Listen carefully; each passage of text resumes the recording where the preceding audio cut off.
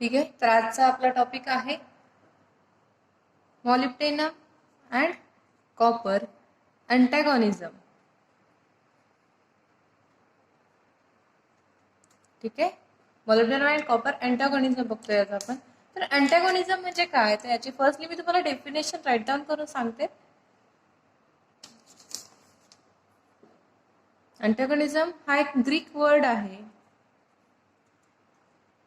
याची डेफिनेशन बघा, this struggle between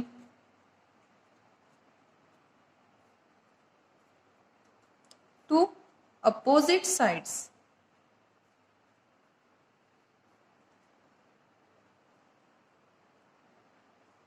both wanting to overrule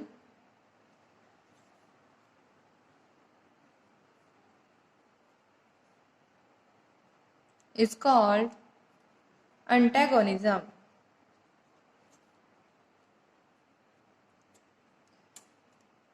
तर बघा, फर्स्टली सांगितलं की हा एक ग्रीक वर्ड आहे. अँटॅगॉनिझम म्हणजे the struggle between two opposite sides both wanting to overrule is called antagonism. म्हणजे काय असेल बरं, तर फर्स्टली बघा, struggle between two opposite sides म्हणजे काय. सपोज टू मॉलिक्युल्स आहेत, this is the first molecule, this is the second molecule, then both wanting to overrule. Both wanting to overrule म्हणजे काय, तर या दोघांमधलं बेस्ट कोण आहे, बेस्ट कोण आहे हे ठरवण्यासाठी दोघं जण फाईट करतात. काय करतात, दोघांमधलं बेस्ट कोण आहे हे फाइंड आउट करण्यासाठी. किंवा कसं असतं, सपोज रेस आहे, रेसमध्ये एक विनर असतो. सपोज दोघांमधली रेस आहे, तर दोघांमधलं एक कोणता तरी जिंकणार असतो, एक कोणता तरी हरणार असतो. म्हणजे एक विनर असतो किंवा एक लुझर असतो असं म्हणून.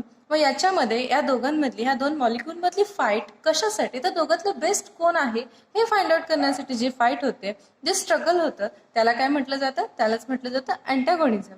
ठीक आहे. मग याच्यामध्ये आपण बघतोय मॉलिब्डेनम अँड कॉपर अँटॅगॉनिझम. मॉलिब्डेनम आणि कॉपर मधला अँटॅगॉनिझम बघायचे. म्हणजे याच्यामधले दोन मॉलिक्युल्स कोणते असतील, एकतर मॉलिब्डेनम असेल आणि सेकंड असेल कॉपर. या दोघांमध्ये फाईट होते आणि दोघांमधलं बेस्ट कोण आहे किंवा कोण विनर आहे हे फाइंड आउट करण्यासाठी दोघांमध्ये फाईट होते आणि त्याला म्हटलं जातं कॉपर अँड मॉलिब्डेनम अँटॅगॉनिझम. आता हे अँटॅगॉनिझम कुठं फाइंड आउट होतं, तर आपल्याला माहितीये molybdenum copper both are present in the animal body. ॲनिमल्सच्या बॉडीमध्ये प्रेझेंट असतात कॉपर आणि मॉलिब्डेनम.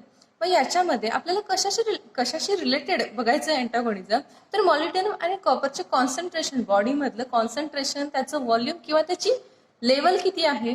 सपोज ह्युमन बॉडी असेल किंवा ॲनिमल्स असतील, ॲनिमल्स मधल्या मॉलिब्डेनम आणि कॉपरची कॉन्सन्ट्रेशन किती आहे किंवा त्याची लेवल किती आहे, त्याच्यावरून आपण बघणार आहे की अँटॅगॉनिझम कन्सेप्ट ही बघणार आहे. ठीक आहे. मग सपोज फर्स्टली बघूया, तर आपल्याला माहिती आहे मॉलिब्डेनम आणि कॉपर बोथ आर ऍब्सॉर्ब होतात in the body. Copper and molybdenum absorb in body. आता याच्यामध्ये अँटॅगॉनिझम होते म्हणजे फाईट होतीये, म्हणजे बोथ फाईट करतात, एकमेकांसोबत फाईट करतात. कशासाठी, तर बॉडीमध्ये ऍब्सॉर्ब होण्यासाठी बोथ काय करतात, both are fighting with each other. आता हे का फाईट करतात बरं, कारण कॉपर आणि मॉलिब्डेनम हे दोघांची both are having affinity towards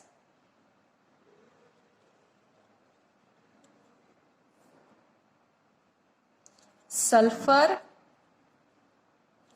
and nitrogen. Affinity म्हणजे काय बरं, ॲफिनिटी म्हणजे सिम्पली आपण अट्रॅक्शन असं म्हणू शकतो, अट्रॅक्शन म्हणू शकतो. ठीक आहे. मग कॉपर आणि मॉलिब्डेनम एक बॉडीमध्ये ऍब्सॉर्ब होण्यासाठी फाईट करतात. आता फाईट का करतायत, कारण सपोज हा सल्फर आहे, एक कॉपर आहे आणि एक मॉलिब्डेनम आहे.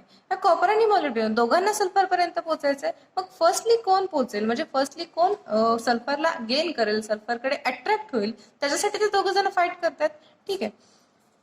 त्याच्यासाठी दोघं जण फाईट करतात. मग याच्यावरून असं म्हणू शकतो की both are having affinity towards and sulphur आणि नायट्रोजन. सल्फर आणि नायट्रोजन कडे अफिनिटी आहे, म्हणजे बोथ अट्रॅक्ट होतात towards the sulphur and nitrogen. मग आणि ह्याच्याकडे अट्रॅक्ट होण्यासाठी दोघं जण फाईट करतात. This is called the antagonism. मग याच्यामध्ये बघूया नेक्स्ट पॉइंट, तर dietary supplements of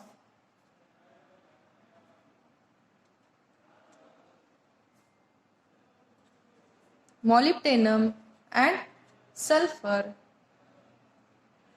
have some effects on copper and molybdenum metabolism. ठीक आहे, तर नेक्स्ट पॉइंट काय बघतोय, तर डाएटरी सप्लिमेंट. आता डाएट मधून जो मॉलिब्डेनम आणि सल्फर बॉडीमध्ये गेन होईल किंवा बॉडीमध्ये काय होईल, ऍडमिनिस्ट्रेशन होईल सल्फर आणि मॉलिब्डेनमचं, त्याचा मॉलिब्डेनम आणि कॉपरच्या मेटाबॉलिझम वरती काय इफेक्ट होतो तर ते बघायचं आहे. तर याच्यामध्ये ह्या इफेक्टमध्ये नंबर ऑफ इफेक्ट्स आहेत, याच्यामध्ये टोटल नंबर ऑफ 4 इफेक्ट्स आहेत. त्याच्यातला फर्स्ट इफेक्ट बघूया.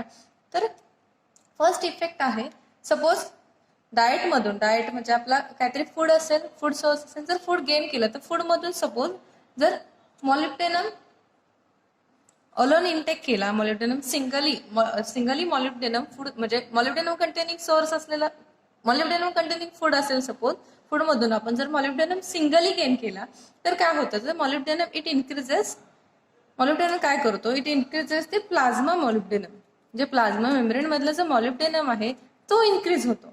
पण कधी, जेव्हा सिंगली मॉलिब्डेनम, फक्त मॉलिब्डेनम रिच असं जर फूड गेन केलं किंवा असं जर फूड इट केलं तर त्या फूड मधून फक्त मॉलिब्डेनम भेटलं पाहिजे. आणि मग हे काय करतं, तर it increases the plasma molybdenum, plasma मधल्या मॉलिब्डेनमचं कॉन्सन्ट्रेशन इन्क्रीज करतोय. But it has no effect on availability of dietary copper. ठीक आहे, तर सिंगली मॉलिब्डेनम गेन केलं किंवा सिंगली मॉलिब्डेनम ऍडमिनिस्ट्रेट केलं in the body, then it increases the plasma molybdenum, but it has no effect on the availability of dietary copper. म्हणजे कॉपरवरती काय effect करते का, काहीच इफेक्ट नाही करत. हा झाला आपला फर्स्ट पॉइंट.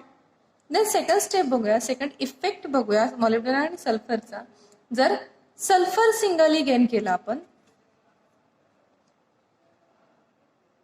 सिंगली इंटेक केलं म्हणजे सल्फर रिच डाएट घेतलं, सल्फर रिच फूड इंटेक केलं तर त्याचा काय इफेक्ट होतो, तर इट रिड्युसेस कॉपर अवेलेबिलिटी. आता ही कॉपरची अवेलेबिलिटी कुठं बरं, जी बॉडी मधला ऑलरेडी जो कॉपर असेल, जो बॉडी मधला ऑलरेडी इंटेक केलेला किंवा बॉडीमध्ये जे कॉपरचं कॉन्सन्ट्रेशन असेल ते डिक्रीज होतं. ठीक आहे, तर सल्फर काय केलं, सल्फर सिंगली इंटेक केला from the food, then it can affect और it can reduce the copper availability, म्हणजे ऑलरेडी कॉपर जो प्रेझेंट आहे बॉडी मधलं त्याचं कॉन्सन्ट्रेशन रिड्यूस होतंय. हा झाला second effect. Then third effect बघूया. आता थर्ड मध्ये इफेक्ट मध्ये काय आहे, तर मॉलिब्डेनम आणि सल्फर, मॉलिब्डेनम आणि सल्फर बोथ. ठीक आहे, आता इथं एक पॉईंट सांगायचं राहिलं, सल्फर इंटेक केला तर it reduces copper availability slightly reduces, म्हणजे it reduces copper availability slightly, म्हणजे अगदी थोड्या प्रमाणात कॉपरचं रिडक्शन होईल, कॉपरचं कॉन्सन्ट्रेशन रिड्यूस होईल. मग जर आता नेक्स्ट पॉइंट बघा, जर मॉलिब्डेनम आणि सल्फर रिच डाएट घेतला, जर मॉलिब्डेनम आणि सल्फर रिच डाएट म्हणजे एकाच वेळी असं फूड खायचं, असं फूड खाल्लं की ज्याच्यामध्ये मॉलिब्डेनम पण आहे, ज्याच्यामध्ये सल्फर पण आहे. ठीक आहे, बोथ कॉम्बाईन मध्ये जर इंटेक केलं तर काय होतं, तर it reduces 50% of copper availability. म्हणजे काय होते, तर बोथ कंबाईन मध्ये इंटेक केलं, बोथ कंबाईन मध्ये ऍडमिनिस्ट्रेट केलं in the body, then it can affect on the copper availability, it can reduce the 50% of copper. म्हणजे टोटल बॉडी मधला जेवढा कॉपर आहे, जेवढा मिलीग्राम मध्ये काहीतरी कॉपर असेल त्याच्यामधला 50% कॉपर रिड्यूस होतो. आता कॉपरचं कॉन्सन्ट्रेशन रिड्यूस झालं म्हणजे ऑब्व्हियसली बॉडीवरती काहीतरी इफेक्ट होणार आहे. मग यालाच म्हटलं जातं copper and molybdenum अँटागॉनिझम.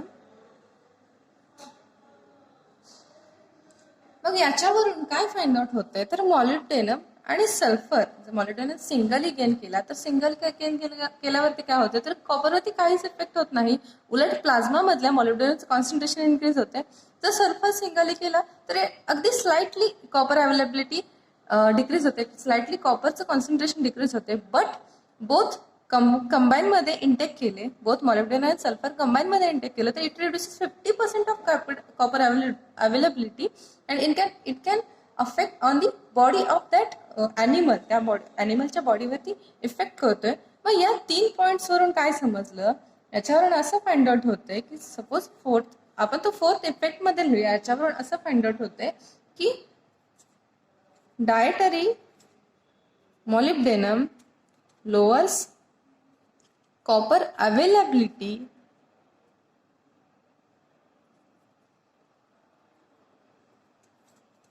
only in presence of dietary sulfur. ठीक आहे. वरच्याच खाली वरच्या ह्या सगळ्यावरून एक कन्क्लुजन काढलं किंवा एक मीन काढला याच्यातून या सगळ्यावरून काय फाइंड आउट होते तर मॉलिब्डेनम जर सिंगली इंटेक केला तर त्याचा कॉपर अवेलेबिलिटीवरती काहीच इफेक्ट होत नाही. But molybdenum with sulphur intake केला तर it can lowers the copper availability in the body. ठीक आहे. हे झाले some effects of molybdenum and sulphur on the copper and molybdenum metabolism. ठीक आहे. देन नेक्स्ट बघूया तर हे जे मॉलिब्डेनम कॉपर अँटागोनिझम आहे हे कधी फाइंड आउट झालं, म्हणजे कसं कळलं की कसं सायंटिस्टला कधी फाइंड आउट झालं की हा कॉपर आणि मॉलिब्डेनम अँटागोनिझम ही नावाची एक कन्सेप्ट आहे जी की ह्युमन बॉडीवरती जी की ॲनिमल बॉडीवरती इफेक्ट करते. ठीक आहे. तर मग हे कधी झालं तर सपोज एक एक्झाम्पल दिले त्यांनी इथं.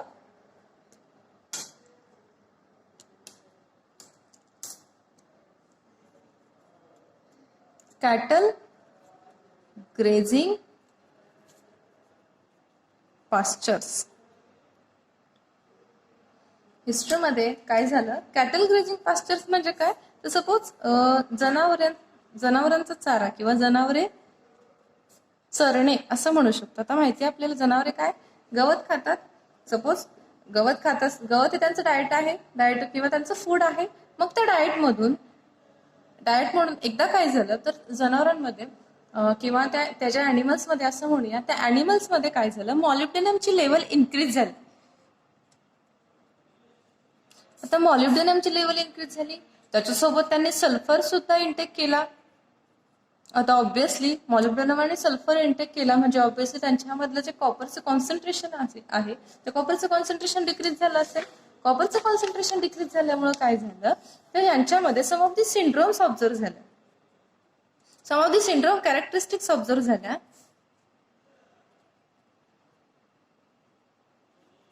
सम ऑफ दी सिंड्रोम कॅरेक्टरिस्टिक म्हणजे काय तर एकाच वेळी त्यांना नंबर ऑफ डिसीजेस झाले. त्यांच्यामध्ये एकाच वेळी number of diseases find out झाले. मग त्याच्यामध्ये डायरिया असेल, ग्रोथ रिटार्डेशन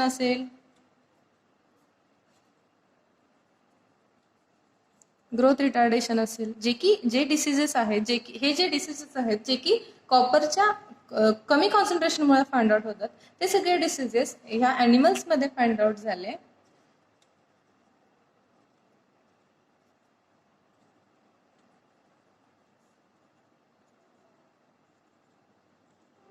ठीक आहे. ॲक्रोमोट्रिकिया, डायरिया, ग्रोथ रिटार्डेशन, ॲनिमिया आणि ॲक्रोमोट्रिकिया हे जे नंबर ऑफ डिसीजेस आहेत जे की कॉपरच्या लोअर कॉन्सन्ट्रेशनमुळे जनावरांमध्ये फाइंड आउट होतात हे सगळे डिसीजेस त्या ॲनिमल्समध्ये फाइंड आउट झाले. हे कशामुळे फाइंड आउट झाले होते तर त्याला एक रिझन होतं. तर त्यांच्या डाएटमध्ये एकाच वेळी मॉलिब्डेनम आणि सल्फर त्यांनी इंटेक केल्यामुळं त्यांच्यामध्ये हे number of diseases find out झाले. मग सायंटिस्टनी याच्यावरती रिसर्च केला आणि रिसर्च केल्यानंतर ह्याला ऑब्व्हियसली काय फाइंड आउट झालं असेल तर यांना फाइंड आउट झालं की हे कशामुळे होते हे कशामुळे होते तर कॉपरचं कॉन्सन्ट्रेशन डिक्रीज झाल्यामुळे होते. मग याच्यावरती ऑप्शन काय तर ह्याच्यावरती ऑप्शन काय त्याने शोधला असेल तर त्यांनी काय केलं तर लगेच कॉपरचं ऍडमिनिस्ट्रेशन केलं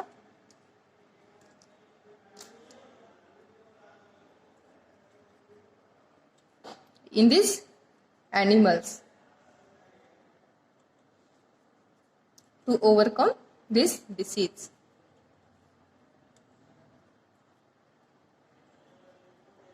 ठीक आहे, समजला.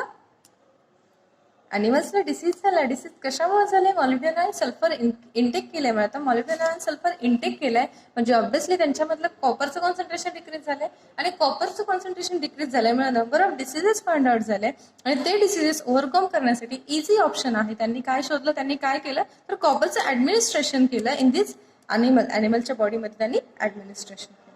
ठीक आहे. देन आता याच्यामध्ये तुम्हाला पुन्हा एकदा सांगते की ऍक्च्युली याच्यामध्ये आपण काय काय बघितलं. Molybdenum and copper antagonism. आता अँटागोनिझम हा एक ग्रीक वर्ड आहे जे मी इथं तुम्हाला सांगितलं. अँटागोनिझम म्हणजे काय? तर struggle between two opposite sides both wanting to overrule it's called antagonism. ठीक आहे. टू अपोजिट साइड्स असतील किंवा सिम्पली टू अपोजिट मॉलिक्युल्स असतील, बोथ एकमेकांसोबत फाइंड आउट करतात. कशासाठी? Who is the best and who is the loser. म्हणजे दोघांमधलं कोण बेस्ट आहे कोण लुझर आहे हे फाइंड आउट करण्यासाठी दोघं एकमेकांसोबत फाईट करतात. त्यालाच काय म्हटलं जातं तर त्याला अँटागोनिझम म्हणतो. मग आता मॉलिब्डेनम आणि कॉपरचं अँटागोनिझम बघतोय म्हणजे याच्यामध्ये ऑब्व्हियसली फाईट कुणामध्ये असेल? मॉलिब्डेनम आणि कॉपरमध्ये असेल.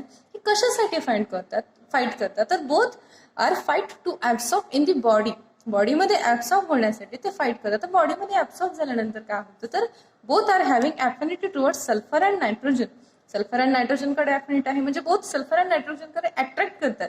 दोघं फाईट करतात. कशासाठी? कोण फर्स्टली सल्फरला बाइंड होईल, कोण फर्स्टली सल्फर इंटेक करेल. ठीक आहे. याच्यासाठी ते फाईट करतात. त्यालाच म्हटलंय आपण अँटागोनिझम.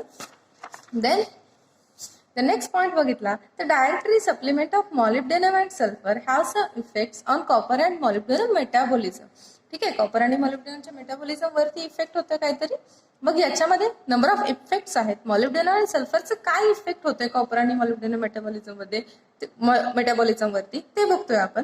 मग याच्यामधला फर्स्ट इफेक्ट बघितला. जर singly molybdenum rich food intake केलं ॲनिमलने किंवा त्या ह्युमन बिईंग असेल किंवा ॲनिमल्स असतील त्यांनी जर फक्त मॉलिब्डेनम रिच फूड इंटेक केलं तर काय होतं तर प्लाझ्मा मेम्ब्रेन मधला जो मॉलिब्डेनम आहे तो इन्क्रीज होतं.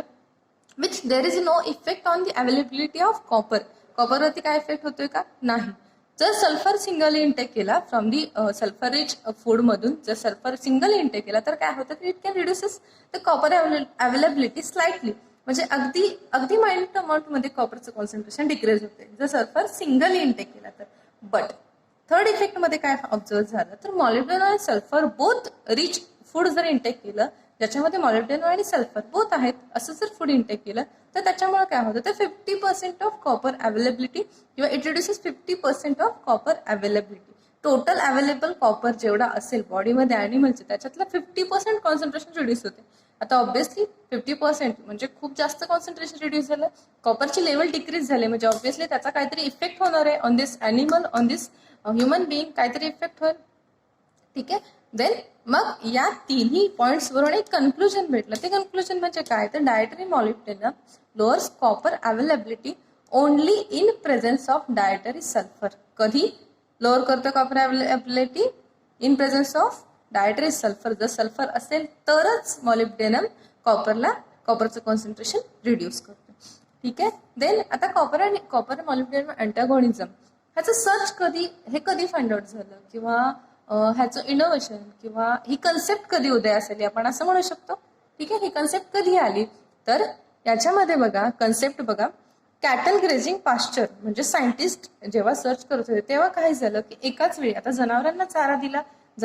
कॅटल ग्रेजिंग पास्चर म्हणजे जनावरांना चरणे म्हणजे त्यांना चारा दिला. जनावरांना चारा दिल्यानंतर काय झालं तर ते जनावर असतील त्या जनावरांनी जर ते फूड जो चारा घेतलाय चारा खाल्लाय त्याच्यामधलं जर मॉलिब्डेनम आणि सल्फरचं कॉन्सन्ट्रेशन जास्त असेल बोथचं कॉन्सन्ट्रेशन जास्त असेल किंवा बोथ कंबाईन मध्ये इंटेक केला असेल त्या जनावरांनी मग तेव्हा काय झालं at a time both combine मध्ये इंटेक केल्यामुळं त्यांच्या बॉडीमधली कॉपरची लेवल डिक्रीज झाली. Both at a time intake केल्यामुळं त्यांच्यामधली कॉपरची लेवल इन्क्रीज झाली. कॉपरची लेवल डिक्रीज झाली. कॉपर लेवल डिक्रीज झाल्यामुळे काय होतं तर त्यांच्यामध्ये सम सिंड्रोम कॅरेक्टरिस्टिक फाइंड आउट झाले. सिंड्रोम कॅरेक्टरिस्टिक म्हणजे बंचमध्ये म्हणजे number of diseases find out झाले. आता ते नंबर ऑफ डिसीजेस कोणते आहेत डायरिया, ग्रोथ रिटार्डेशन, ॲनिमिया आणि ॲक्रोमट्रिकिया. ठीक आहे. हा फोर्थ आहे. तर हे नंबर ऑफ डिसीज एकाच वेळी फाइंड आउट झाले त्या ॲनिमल्समध्ये. मग हे कशामुळे झालं याच्यावरती रिसर्च केला त्यांनी, आणि रिसर्च केल्यानंतर त्यांना असं फाइंड आउट झाले की त्यांच्या फूडमध्ये मॉलिब्डेनम आणि सल्फर ॲट अ टाइम त्यांनी इनटेक केल्यामुळं त्यांच्या बॉडीमधलं जे कॉपर लेवल आहे, जे कॉपरचं कॉन्सन्ट्रेशन आहे ते डिक्रीज झालं. आता हे जे सगळे डिसीजेस ओव्हरकम करण्यासाठी त्यांनी एक ऑप्शन शोधला, किंवा त्यांनी एक ऑप्शन शोधला असं म्हणूया, की हे त्यांनी काय केलं तर कॉपरचं ऍडमिनिस्ट्रेशन केलं. आता बॉडीमधलं 50% कॉपर डिक्रीज झालंय, म्हणजे ऑब्व्हियसली राहिलेले 50% जर त्या ॲनिमल्सला किंवा त्या ह्युमन बिईंगला जर इंटेक केला किंवा ऍडमिनिस्ट्रेशन केलं उरलेल्या 50% कॉपरचं, तर ऑब्व्हियसली काय होईल, कॉपरची लेवल इन्क्रीज होईल. कॉपरची लेवल इन्क्रीज झाल्यानंतर हे डिसीजेस सगळे नाहीसे होतील. ठीक आहे ना, बरोबर आहे ना, हे सगळे डिसीजेस नाहीसे होतील.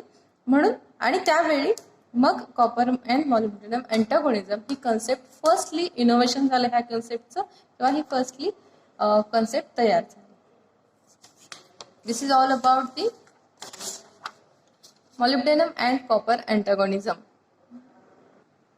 ठीक आहे, तर मॉलिब्डेनम टॉपिक मधला आपला शेवटचा पॉइंट आहे तो म्हणजे मॉडेल कंपाऊंड्स ऑफ मॉलिब्डेनम. ठीक आहे, जास्त काही टफ नाहीये, याच्यामध्ये फक्त एक मॉलिब्डेनम कंटेनिंग मॉलिक्यूल ड्रॉ करायचं आहे तुम्हाला.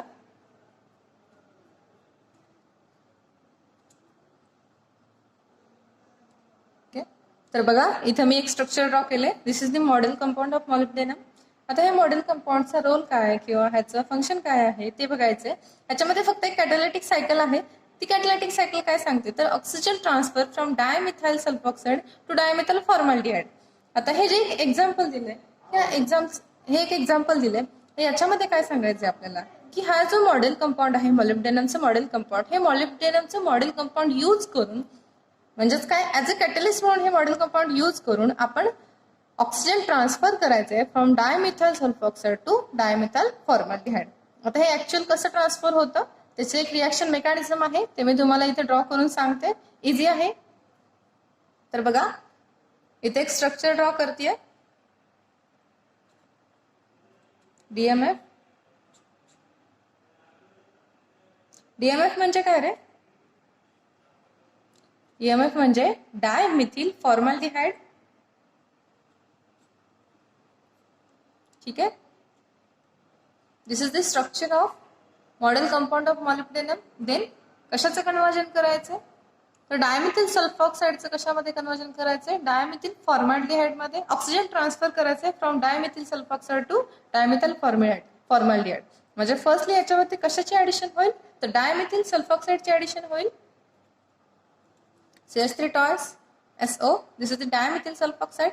फर्स्टली काय होतं इथं मॉलिब्डेनम सेंटरवरती अटॅक करतो आणि DMF लॉस होतो, म्हणजे इथे याची ऍडिशन झाली आणि लॉस ऑफ DMF. मग इथं स्ट्रक्चर कसं होईल बघा, मॉलिब्डेनम हे सल्फर नायट्रोजन हे ऍज इट इज असेल सल्फर. ठीक आहे, डबल बॉन्ड O इथला ऍज इट इज असेल. इथं काय अटॅच झालंय OS CH3 टॉयस, इथं डायमिथिल सल्फॉक्साइडची ऍडिशन झाली. मग नेक्स्ट स्टेजला काय होतं, नेक्स्ट स्टेजला हा जो SCH3 टॉयस ह्याच्यामध्ये जो ऑक्सिजन आहे तो ऑक्सिजन आणि सल्फर याच्यामधला बॉन्ड ब्रेक होऊन इथे डबल बॉन्ड फॉर्म होतो आणि सल्फर आणि CH3 टॉयस लॉस होतो या स्टेजला. म्हणजे इथं loss of sulphur CH3 toys आणि इथं काय स्ट्रक्चर काय होईल मॉलिब्डेनम, इथे एक डबल बॉन्ड O, इथे एक double bond O, sulphur sulphur then nitrogen, remaining structure as it is असेल. ठीक आहे, सल्फॉक्साइड मधला ऑक्सिजन इथं मॉलिब्डेनमला बाउंड झाला. ठीक आहे, then next stage addition of C6H5 thrice P. C6H5 thrice P म्हणजे काय तर ट्रायफिनाइल फॉस्फाइन.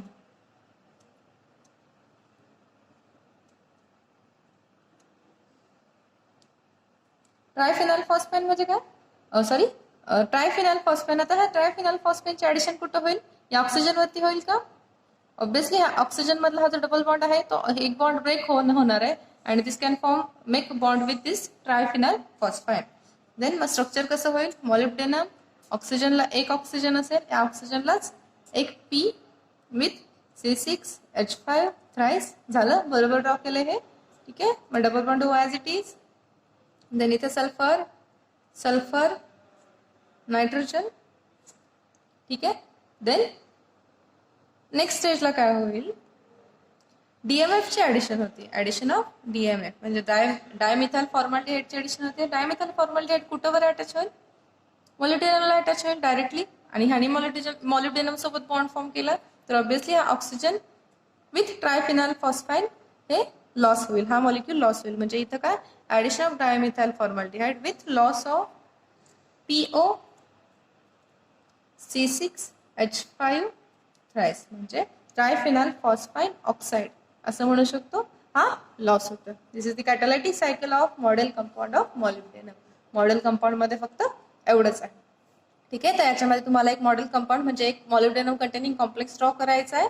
देन ह्याचं काही नेम नाही दिलं, जस्ट एक तुम्हाला कॉम्प्लेक्स ड्रॉ करायचं आहे. आता ह्या मॉडेल कंपाऊंडचा रोल काय आहे किंवा त्याचं ॲज अ कॅटलिस्ट म्हणून एखाद्या रिॲक्शन मध्ये फंक्शन काय आहे ते बघायचे. मी याचं एक एक्झाम्पल दिले. तर this model compound of molybdenum used for the oxygen transfer from dimethyl sulphoxide to dimethyl formaldehyde. Sulphoxide पासून फॉर्मल्डिहाइड मध्ये ऑक्सिजन ट्रान्सफर करण्यासाठी यूज केला जातं. मग याच्यामध्ये फर्स्टली एक मॉडेल कंपाऊंड ड्रॉ केलंय, हे स्ट्रक्चर इथे ड्रॉ करतोय, फक्त शॉर्ट मध्ये केलंय. देन फर्स्टली डायमिथाइल सल्फॉक्साइड मधलं ऑक्सिजन ट्रान्सफर करायचे, म्हणजे फर्स्टली ह्याची ऍडिशन होतीये, DMF मॉलिक्यूल लॉस होते. DMF मॉलिक्यूल लॉस झाल्यानंतर देन अगेन सल्फर आणि ऑक्सिजन मधला बॉन्ड ब्रेक होईल. इथं ऑक्सिजन आणि मॉलिब्डेनम मध्ये डबल बॉन्ड फॉर्म होईल, ठीक आहे. डबल बॉन्ड फॉर्म झाला, यस, CH3 बाहेर पडेल. देन नेक्स्ट स्टेजला काय होतंय, ऍडिशन ऑफ ट्रायफिनाइल फॉस्फाईन. ऍडिशन झाल्यानंतर आता ट्रायफिनाइल फॉस्फाईनची कुठं होईल, ऑक्सिजनला होईल. मग ऑक्सिजन मधला एक बॉन्ड ब्रेक होते, फॉस्फरस सोबत बॉन्ड फॉर्म होईल. आणि then this is the next stage. And in the final stage DMF ची ऍडिशन होतीये. आणि हा जो सगळा कम्प्लीट ग्रुप आहे, oxygen with phosphorus C6H5 thrice, हा सगळ्याचा सगळा ग्रुप लॉस होतोय. आणि फायनली इथं रिजनरेशन ऑफ कॅटलिस्ट होते. मग आता इथं ऑक्सिजन ट्रान्सफर कुठे झाला ते बघा. तर इथं या स्टेजला सल्फॉक्साइड मधला ऑक्सिजन ट्रान्सफर झाला, इथे एक डबल बॉन्ड O फॉर्म झाला, आणि इथं झाला oxygen transfer of dimethyl sulphoxide to dimethyl formaldehyde. इथे झालं ऑक्सिजन ट्रान्सफर, ठीक आहे. This is all about the model compounds of molybdenum. Thank you. आजच्या लेक्चरमध्ये एवढंच. नेक्स्ट लेक्चरमध्ये आपण न्यू मॅंगनीज कंटेनिंग एन्झाइम्स बघणार आहे, ठीक आहे. मग ते मंगळवारी किंवा ट्यूसडेच्या लेक्चरला आपण स्टार्ट करू.